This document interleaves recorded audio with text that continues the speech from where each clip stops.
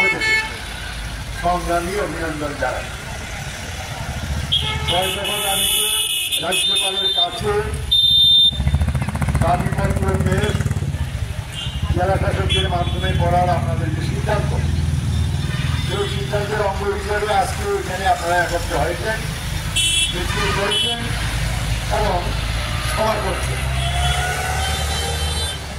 আমাদের রাজ্যে বামফ্রন্ট সরকার 18 সালে যখন ক্ষমতার বাইরে যায়, তারপর নতুন এক সরকার আসে নানা প্রতিশ্রুতি দিয়ে।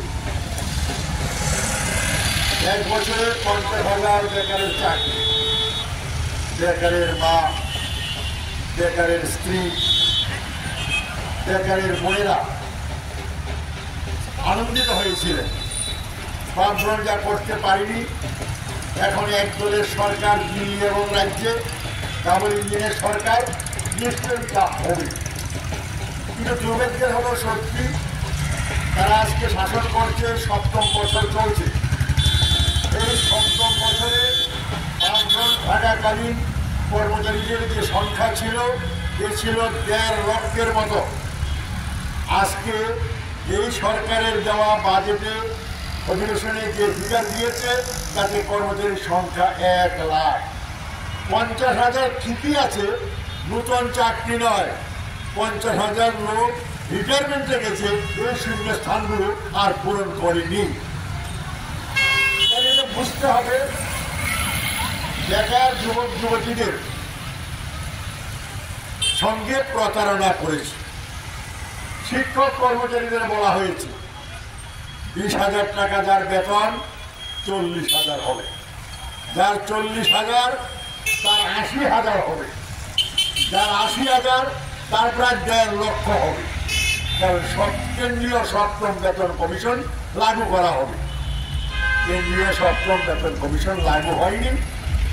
একমাত্র বামফ্রন্টের আমলে 7 থাকলেও 7 ছিল না বলে 2.57 দিতে পারেনি, 2.25 দেওয়া হয়েছিল।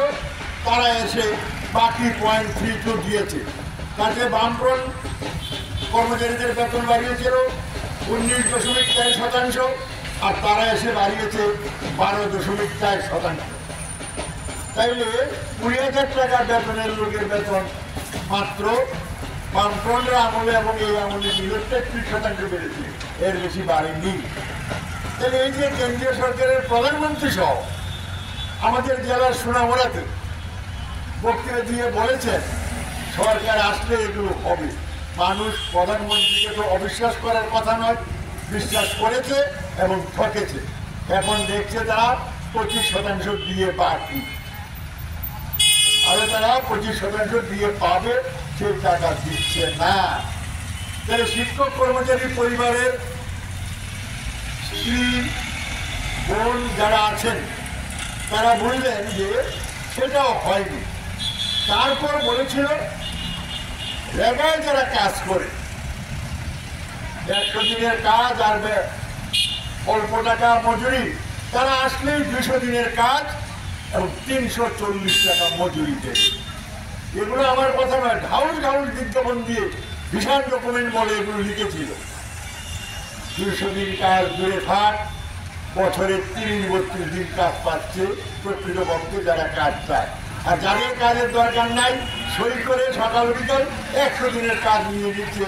তারা কেউ মণ্ডলের, কেউ বুথের, কেউ দলের মোর্চা, এই মোর্চা সেই মোর্চা, তারাই নিয়ে নিচ্ছে কাজ ছাড়া 100 দিনের কাজ। আর কাজ যারা করে 30-32 দিন, তাও সময় মতো টাকা পায় না। এই মাসে কাজ করলে 2 মাস পরে টাকা পাওয়া যাচ্ছে। তাহলে গভীর ষড়যন্ত্র কেন্দ্রীয় সরকার করছে যে এই জায়গায় কর্মসূচি তারা তুলে দিতে চায়।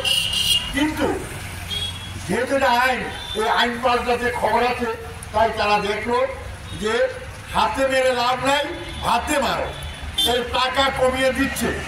এবং এখন বলছে যে বিপিএস পদ্ধতিতে মজুরি দেওয়া হবে, কাজ করবেন নলছড়ে, টাকা দেবে দিল্লি থেকে। সেখান থেকে টাকা না পেলে এখানে কারো বাড়িতে কাজ করলে টাকা না পেলে হইচই করে আপনি তার বাড়িতে চলা হতে পারেন, কিন্তু দিল্লি তো আপনি যেতে পারবেন না। এখন বলছে, আগে বলা ছিল